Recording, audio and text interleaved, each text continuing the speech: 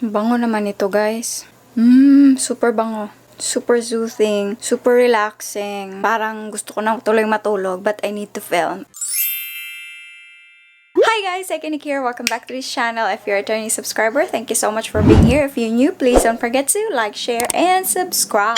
So today, we're going to review a product which is the Baguio Balm. Baguio Balm. Okay, so we're going to review a product. So basically, I've been using this for straight 4 days already, and I'm super blessed because this is given by, binigay ito ni Miss Margaret, and this is from Sir Rio. The time that I received it, nilagay ko diretso sa bag, and just in case, kasi I'm a person na parating if sasakay ng van na susuka, madali rin akong mahilo, especially ang daling ng tiyan ko, para bang ang daming hangin na pumapasok, parang umaakit dito, gastrointestinal problems yata, or usually if sa Bisaya it's kabuhi. Nung na-smell ko siya, nung binigay ito sa akin, binigyan kasi ako ng isa. So, I was super blessed kasi yung isa, super, ang dami na niya, and napaka-aromatic niya, napaka-relaxing talaga. So, dinala ko lang siya one day, nagpunta kami ng lola ko sa SSS. And it happened kasi, dun sa SSS, hindi naman to pa-example lang. Nagpunta kami dun. We went there super early in the morning. Ang lola ko kasi, matanda na. It happened na super ginaw doon. Tami ni Lola, ano ba yung naglain ang kabuhi in Tagalog? Basta yung sikmura, parang she's not feeling really good dahil sa ginaw, kasi ang lola ko payat, skinny na siya, so hindi talaga maganda sa kanya yung super ginaw.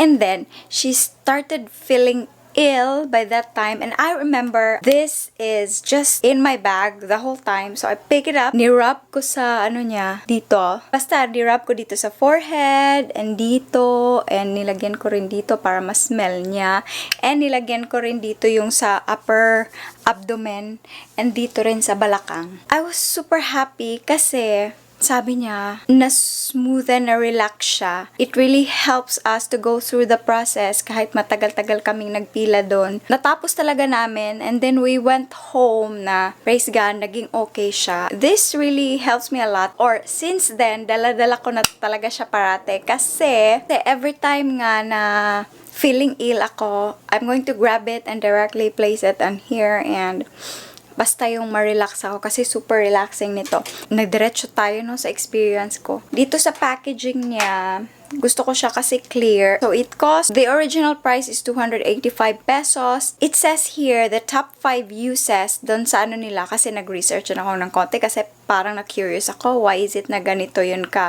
kaganda yung product, and I'm loving it. Merong nilagay sila na top 5 uses. So, headache, improved skin. Hindi ko lang talaga malaman kung ano yung improved skin.